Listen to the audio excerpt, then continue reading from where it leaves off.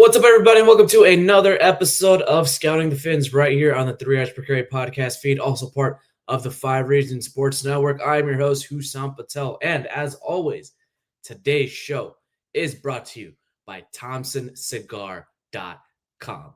Use promo code 3yards20 for 20% off your order of $75 or more on ThompsonCigar.com. Once again, use promo code 3yards20 for 20% off your order of $75 or more on Thompson Cigar. Joining me tonight is Coach Smith. How we doing tonight? Hey, so I'm doing well. Off the heels of attending that Jets game in person was obviously a lot of fun to get there and see the Dolphins get off to that quick start and kick the crap out of the Jets. That's always a good time. Interesting travel for the Dolphins this week because if they had taken a direct route from the Jets to the Steelers, they'd basically pass straight through my town. But we know they fly back to Miami and then back up north here. Kind of on the fence as to whether I want to even try to go to the game this weekend. I've been kind of looking at the prices. I've also been kind of looking at the weather. Not sure if I want to do it, but we'll see. It's kind of cold, a bit too cold. It wasn't as cold in New York, though, Coach, because it was 41 degrees. So that narrative does not necessarily count. But we are watching the narrative Monday night because guess what? This matchup isn't just another game. It's pretty much a referendum on who the Dolphins can become. Because ever since these Dolphins shifted into heavier personnel, started playing really, really good defense in the first half, and pretty much just dominated the Jets, this team has transformed from finesse and speed to power and punishment. And while, the Pittsburgh Steelers, they carry that old school reputation of power, punishment, dominance.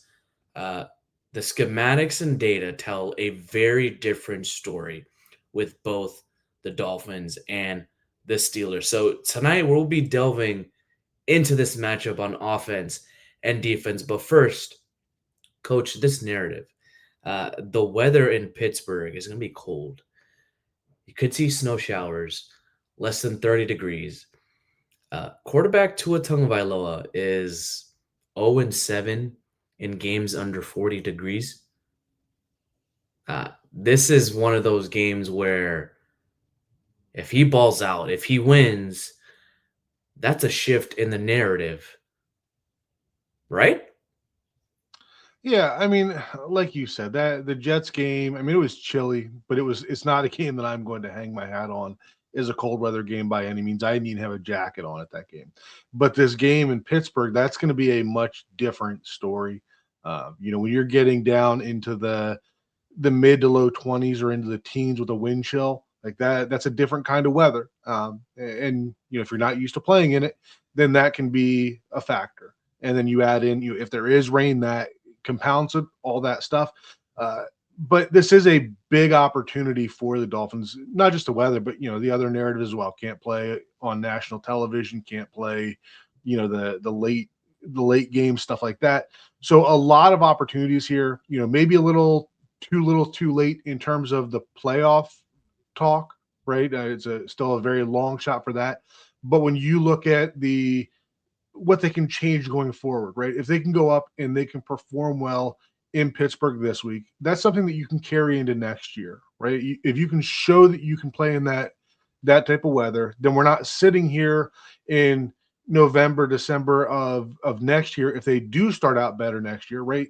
You are given a little bit of a proof of concept with it. So big opportunity, regardless of how the rest of the season goes, big opportunity on Monday night for the Dolphins to kind of set the tone for what they're capable of doing and showing that, while weather is a factor, like I'm not going to sit here and say that playing in the cold is not different than playing on a 70-degree day or anything like that.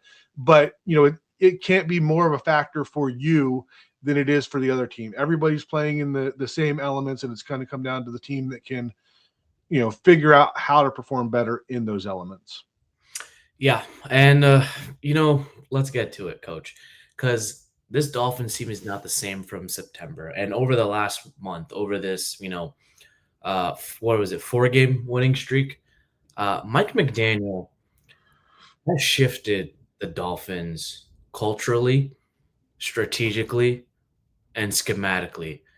Um, it looks like the team is now more bought in, even after the losing streak when they finally won a game, their second or third game. They're rattling off wins. They're winning in ugly ways. They're winning close games. Those games should not have been close, but they're winning them, right? They're like the wheels are not falling off. There is still some concern, particularly in the second half, for both the offense and the defense. Uh, it was a bit tied up against the Jets game, even though they were playing a third string quarterback. The Dolphins were off to a 21-0 lead, but they showed, and you can take this with a grain of salt, that they can hold the lead, the wheels won't fall off, and they'll be okay. Particularly on the offense, since we'll talk about the offense right now. Get an extra lineman, you get more tight ends. Darren Waller's back. Devon A-Chain did get hurt in that Jets game, never came back, but the running game was still going at it. Jalen Wright had over 100 yards in how many games? He was, you can say, in the doghouse with Mike McDaniel this season. But when, Devon A-Chain went down, he showed out. He did better than what I thought he would be doing. Rattled off some nice, good runs, utilized the vision to the best of his advantage. The offensive line, had holes open up for him. And this is not necessarily a statement that the Dolphins' offensive line can handle anybody, but it shows that the run game is working, and that's pretty dangerous going into Pittsburgh. Yeah, absolutely. I think one of the big things for me over the course of the season is that it feels like Mike McDaniel is holding the players to a higher level of accountability. Like in the past, it seemed like he would go back to the same players over and over again, no matter how much they messed up. Like he was just always waiting for them to get over the hump. And maybe part of that was out of necessity. But for me, with Jalen Wright, kind of feels like you said, he was in the doghouse. Ollie Gordon was kind of the hot thing behind Achan for a little bit there. And, I can't say it's connected, right? But kind of after that fourth down run with Ollie Gordon where he decided to bounce it, right? Then Jalen Wright gets his shot, right? And Jalen Wright's been kind of sitting there being the good soldier as the third running back. And then he gets his shot against the Jets and absolutely shines, right? And I think that the competition between Ollie and Jalen Wright to get those carries behind Achane, because Achane is always going to get those carries. Like you said, he exited that game against the Jets, fell on the football, bruised rib or something like that. They said that he could have come back to that game. So, fully expect him to be back against the Steelers. And, Wright is likely going to get the first shot at the carries behind Achane.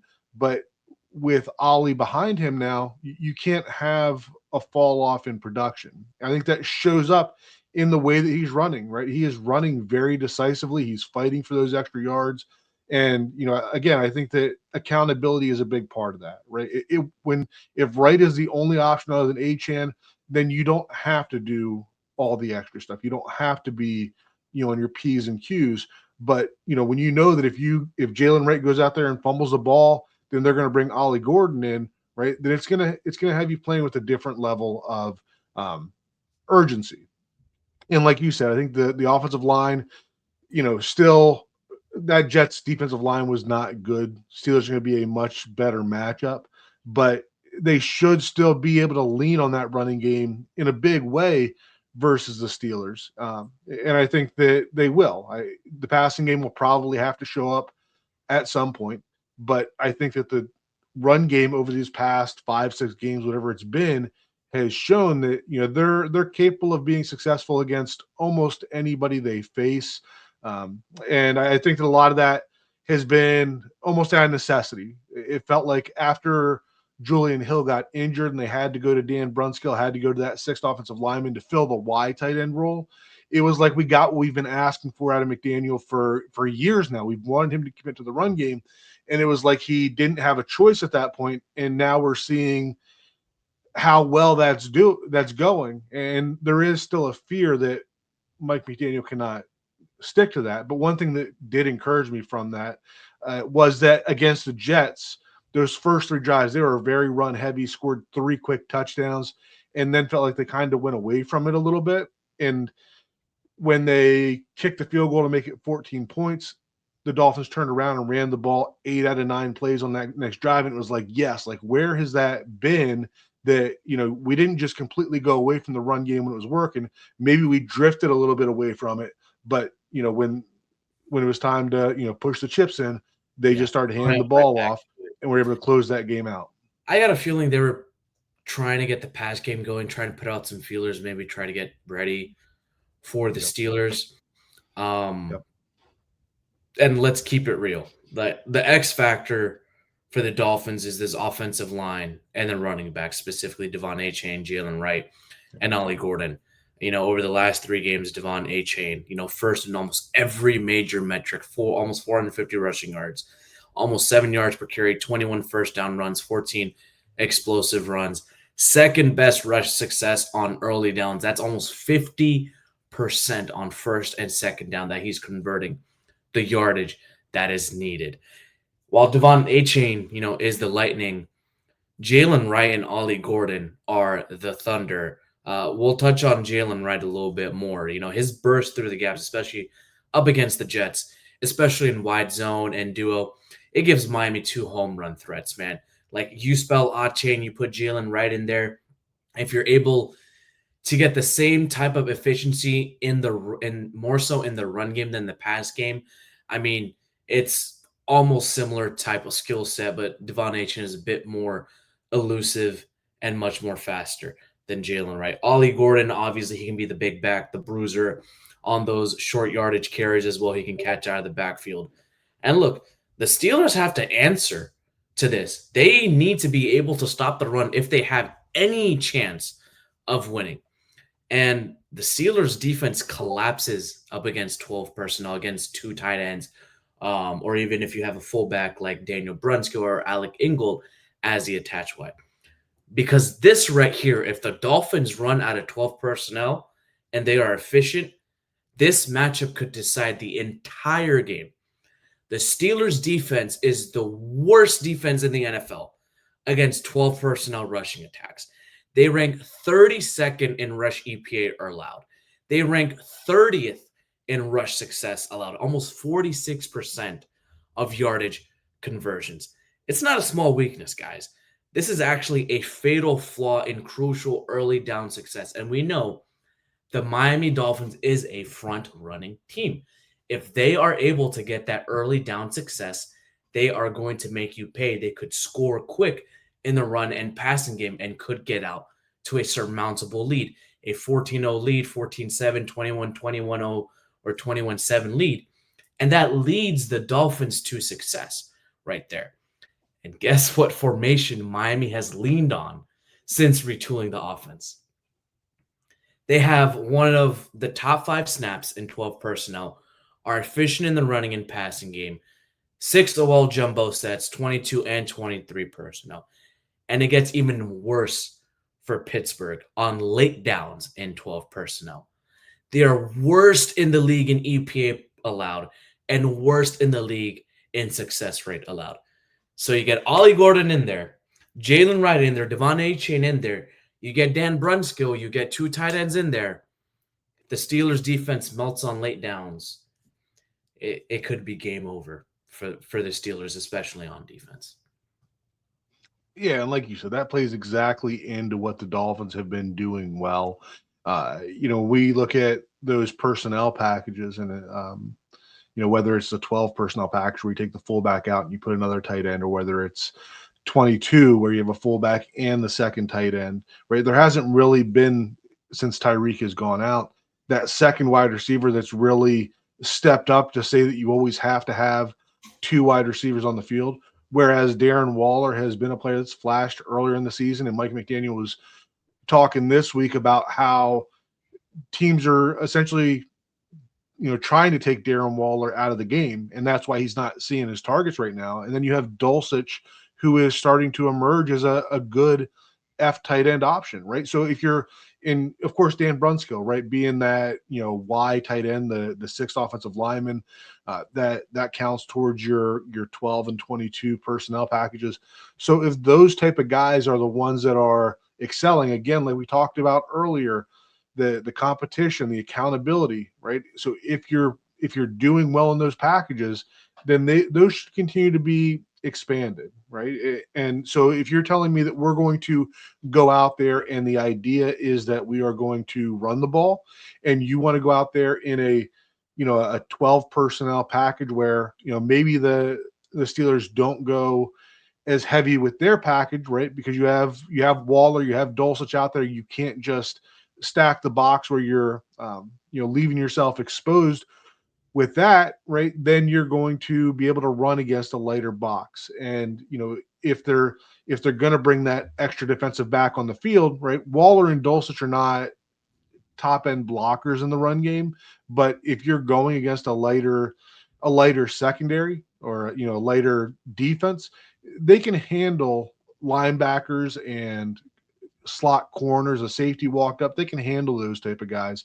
So it's still, even though the Dolphins could be in a lighter package, theoretically, the counter that you get from the defense on that still gives the favor to the Dolphins offense in terms of their ability to run the ball, even with those non-blocking tight ends in there. And then, of course, you got Brunskill in there as well. That when you can bring that sixth offensive lineman in, right, it helps to change the numbers game. So it just really plays well into what the Dolphins have been doing well lately. Yeah. It will also help out in the passing game too, because I was taking a look at the metrics just overall for the run and pass and 12 personnel. Uh, they are second in terms of EPA out of 12 personnel and run and pass, but in success rate, they're third worst. So that package is not more so for efficiency and taking the ball down by down and moving the sticks. It's more so for explosives. So if they're able to make the Steelers pay for explosives in the passing game, especially if they throw um, middle of the field when they don't have a secondary or a linebacker covering the middle of the field, they can make them pay. And I'll give you the data on this. If the middle of the field is open, the Steelers are middle of the pack in terms of defensive EPA per play.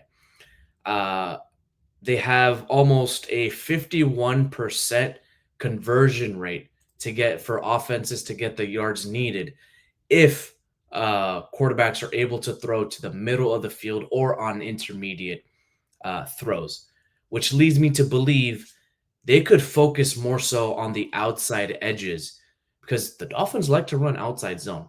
And if you get heavy, and we saw it on the plays up against the Jets last week, if you get Dan Brunskill in there with Waller and Dulcich and a funky looking formation, you could have a crack toss that turns into a sweep play to Jalen Waddle or Darren Waller. You could actually run a crack toss, or you could run just a simple, wide zone, outside zone run to the B or C gap and use that as a play action pass, a shot play over to Jalen Waddle or Darren Waller, or a flat route to Greg Dulcich and gain yards through there. Just drive down the field and maybe potentially score a touchdown.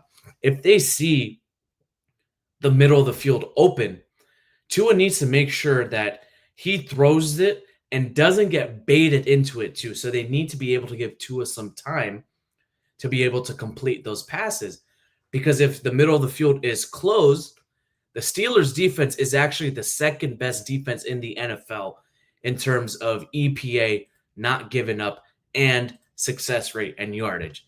So when they close the middle of the field, which I think they will do, because that's what this Dolphins passing attack is based on, they have to be able to run the ball early on first and second down to open up that passing game up. Yeah, I mean that's always You want to be able to run the ball early. You want to be able to stay in a manageable second and third down. And that is because you want to be able to open up those options to be able to, if you're in third and long consistently, then you're going to have to throw the ball. You become predictable. You expose stuff the offensive line is not good at, because as good as this offensive line is at run blocking, there are still concerns with their ability to, the true pass sets, the ability to protect the quarterback. So if you are not successful in those early downs, then you put that offensive line in those situations. And Patrick Paul, no questions at all. Aaron Brewer, no questions at all. But the other three guys, as much as Jonah's been improving, there are still some concerns in his pass protection. Cole Strange, same idea. And Austin Jackson, that's been a career-long thing for him that he needs to be protected. So they need to get into those second and third and manageable, where they can draw those linebackers up with that run action, and that opens up the middle of the field, whether you're hitting a tight end on a seam or whether it's the dig routes from Waddle, right? Or even those Texas type routes from Devon Achane. Like anything that you can do to attack with timing over the middle is going to be a good thing for the Dolphins this week. Yeah, and they need to make sure they're able to get the ball out quick because this Steelers defense likes to blitz. They blitz the seventh most in the NFL, almost 36% of their snaps. And their pressure EPA, they are the third best defense with a negative 0.62 pressure EPA. And we know in true pass sets, this Dolphins offensive line gives up pressure a lot. They are not good at defending that pressure. They're below average. And they give up the ninth most pressures when the blitz is coming their way. So if they do try to pass the ball early on, they better get the ball out quick and they better be successful. Because if not, the entire game script will be switched and the Dolphins will have to be chasing the Steelers. And we know from this season, the Dolphins are not a team that is able to chase properly and be successful. All right, with that, we will head to break and talk about the Dolphins offense and the Dolphins defense and the Steelers offense. But first, a word from our sponsor today. And it's OnlyFins, guys. Go ahead and check out OnlyFins. It's Discord on Discord, discord.gg/OnlyFins. Do it on a desktop or a laptop so that way you avoid the Apple upcharge on your iPhone. It's $2.99 just to read, $4.99 for all access patron for a month. And there's a little bit more for all exclusive where Coach and I give a little bit of news, schematics, info, and even advanced data we don't share on the podcast for our subscribers to take a look at and enjoy. So go ahead and sign up for OnlyFins. $2.99 just to read it, and $4.99 all access for a month. Pretty cheap, if you ask me. All right, and we're back. Coach, this Dolphins defense was absolutely dominant against the Jets. Right? They did not fall into the second half trap where they let the game's doors go completely wide open. But I'm kind of worried when they play this Steelers offense because this Steelers offense also likes to play in 12 personnel. They also play in 21 personnel a lot. They have three really good tight ends with Darnell Washington and Jonnu Smith. Their offensive line is superb and fantastic. And Aaron Rodgers is always able to get the ball out quick. He throws short almost 75% of the time, which is the most in the league. And we know the Dolphins struggle up against tight ends.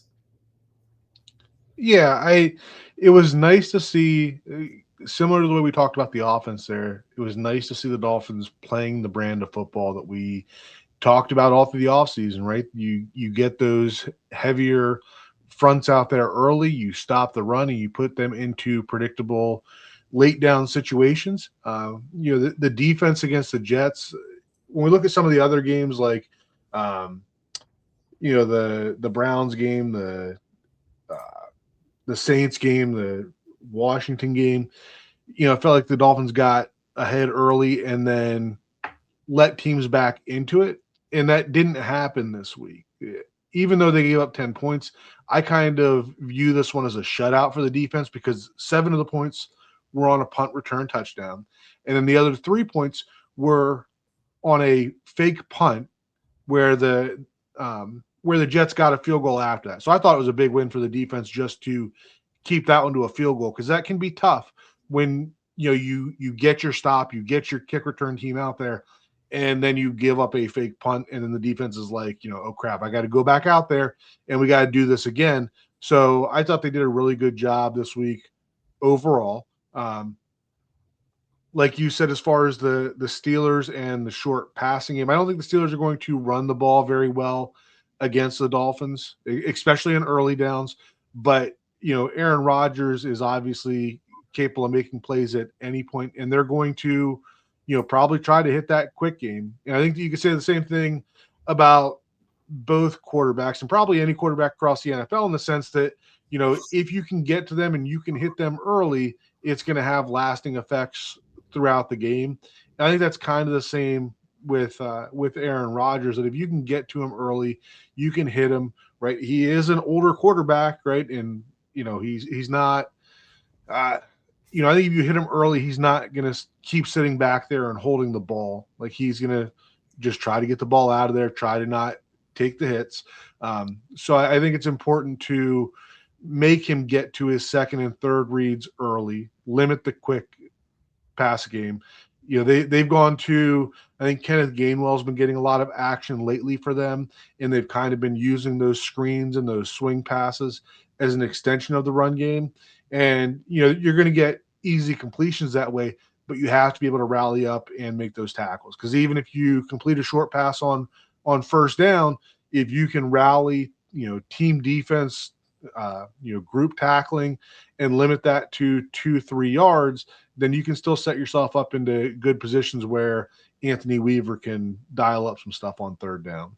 Well, the name of the game is early down pass rush success for the Dolphins, especially with Bradley Chubb, Chop Robinson, Zach Sealer, who primarily play on first down, and Matthew Judon as well. Matthew Judon has been silent this year, and he's getting more snaps over Chop Robinson, and I feel like Chop Robinson should get it more.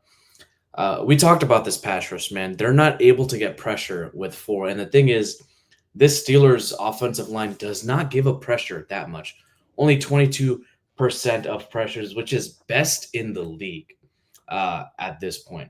It's going to be hard, especially on early downs. Now, look, they might have to dial up some crazy, wacky blitzes early on if they really want to get Aaron Rodgers rattled. And Aaron Rodgers doesn't get rattled that easily, even in the games I've seen this season, even though he's 40 years old of age. He's got that old age wisdom where he's able to take those dump offs. He's able to throw it to the flats to his tight ends. He can have an outlet pass in Jalen Warren or Kenneth Gainwell or to Jonnu Smith or something short over to Calvin Austin. Like, it doesn't matter. Like, you need to be able to get pressure with 4. You have to get pressure with 5. You have to be able to get him out of the pocket and make him scramble a little bit so that way he can't find anybody. But I just don't see it where this Dolphins defensive line can get him rattled early on. Like, if they can't do it, he's going to be throwing the ball all over the place, and it's going to be long, sustained drives. Like, even if they tackle, we've seen this Dolphins defense on third down, and they've been really bad on third down, especially in the second half. If it's death by paper cuts for the Dolphins defense, it's going to be a very long game, and the Dolphins offense will have to respond. Because if this Dolphins team has to chase and play catch up from behind, I think this game is over. Yeah, I don't disagree with that. I felt it, not to get into a Tua conversation, but Tua has not felt like the quarterback that he has been in the past. And if we get into a situation where, again, combine that with the offensive line, combine that with the lack of a number 2 wide receiver stepping up, if you get into a position where you have to play catch up, where Mike McDaniel feels like he has to go to a pass heavy attack, that's not good. Uh, Not going to end up well for the Dolphins, right? This has to be a game that they either get out to an early lead and are able to use the running game, or they can at least keep it close, right? Falling behind by one score is not a big deal, but if you get behind by 2-3 scores and you're playing catch up, that's when things can snowball.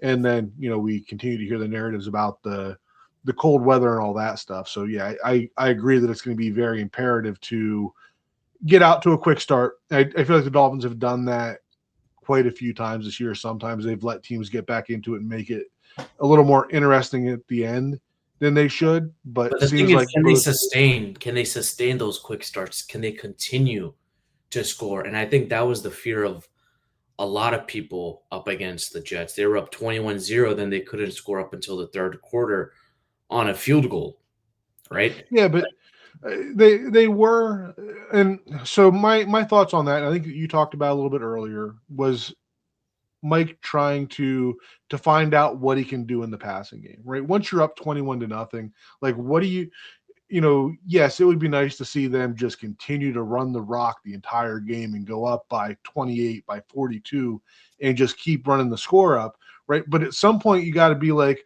okay, we're up by 3 scores. Maybe it's time to see if we can do something else, because we're not always going to be able to just run the rock and control the game. So you got to, and I felt that Mike did a good job against the Jets of doing that, of getting up by 21 and then starting to experiment a little bit. And that didn't go well. I mean, I don't feel like they threw the ball particularly well, even up 21-0. But then when it closed down to 14 points, right, there was the punt return touchdown and then the field goal. The field goal closed it to 24-10, made it a 2-touchdown game with like 12 minutes left. And then Mike's like, okay, time to stop screwing around with the passing game. We're going to run the ball. So I do feel like they did a good job in this game of getting out to that quick lead, kind of playing around a little bit to see what else you could do, and then getting back to what worked. I don't expect the same thing against the Steelers. I don't expect to get out to a 3-score lead and to be able to mess around. But I do have a little more confidence than I did before that they can get out to that lead and do the right kind of things to sustain the lead.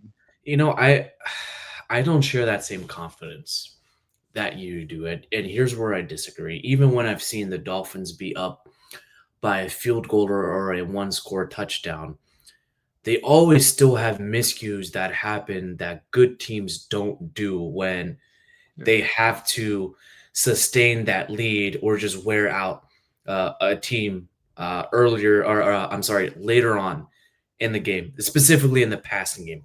Because when you're down 7, when you're up by 7, you want to continue to build on that lead. Mm-hmm. And this is going to turn into a Tua and the passing game conversation. We haven't seen something in a true drop back pass set where Tua is able to work the field and rattle off passes in a rhythmic fashion to Waddle, Waller, Malik, Dulcich, and really take the game on his back, even up by 1 score. There's always some type of miscue where a pass is sailed and like on first or second down, and then it's second and long, third and long. They can't get the run game going, or the defense has caught on to the pattern, and it's a 3-and-out. Okay, your defense is back on the field. How much more can the defense play perfect, right?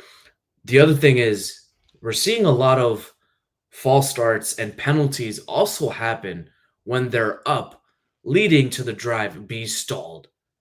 Even when they're up by 7 or 3, or even when the game is tied.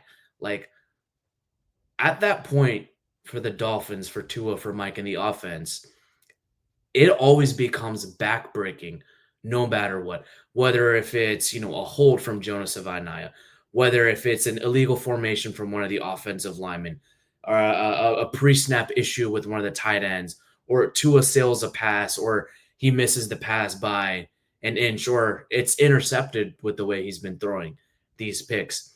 I don't have that confidence with this Dolphins offense, even if they're up by one, which leads me to be a bit wary where I don't think they can hang around in this game and win an ugly one because this Steelers team has talent, and you have guys on that Steelers team like Jonnu Smith, like Jalen Ramsey, Deshaun Elliott, who is going to be on the sideline because he's out with IR, along with you know the terrible towels out in the field Monday night primetime in the cold. Like this is everything that the Dolphins have failed at, and they still haven't showed it in other places throughout the season.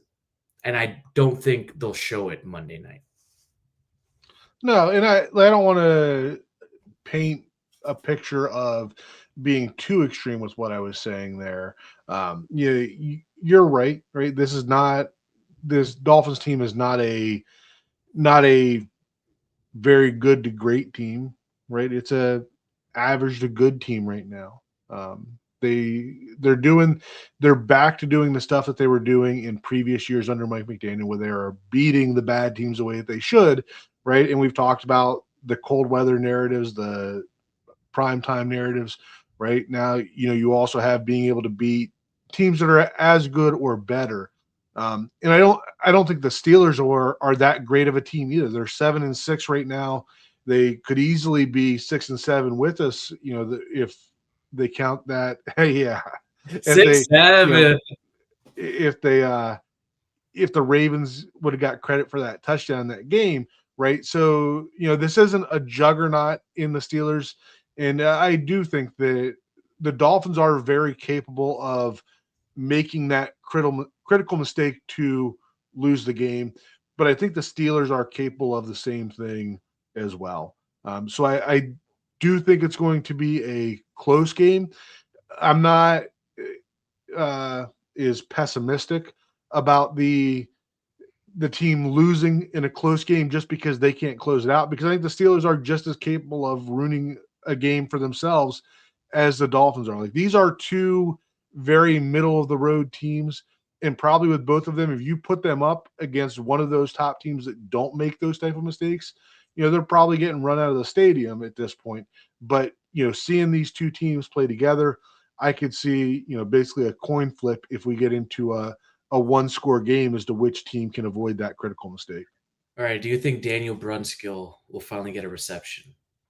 I sure hope so. He's been out there. They've got him running go routes during pregame warmups. Like, you got to throw the big guy the ball at some point. And what better time Why than not do it in national the gold television? line, Right? Yeah, give him right.